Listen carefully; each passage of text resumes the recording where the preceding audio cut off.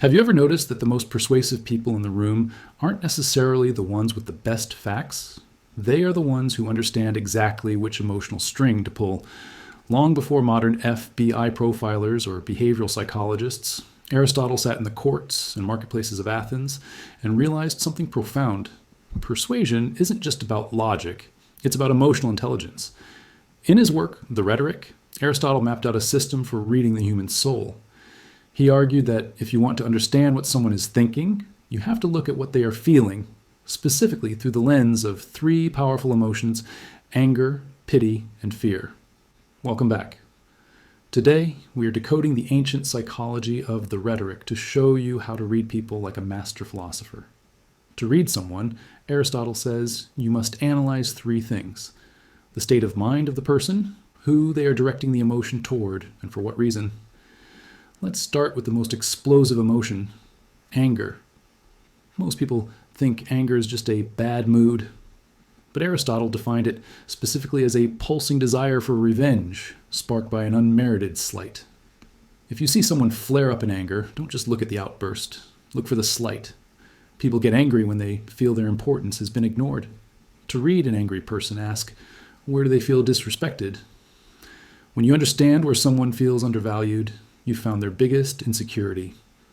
Aristotle teaches us that anger is always a defense mechanism for the ego.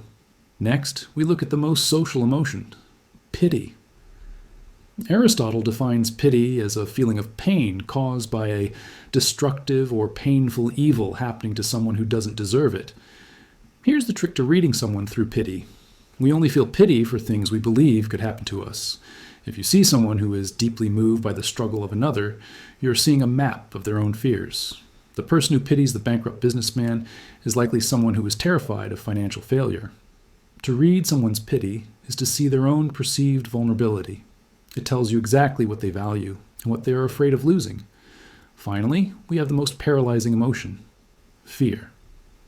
Aristotle describes fear as a pain or disturbance due to a mental picture of some destructive or painful evil in the future. The key word here is mental picture. Fear isn't about what is happening, it's about what the person imagines will happen. To read a fearful person, you have to look at their proximity to the threat. Aristotle noted that we don't fear things that are far away, and we fear things that are close at hand.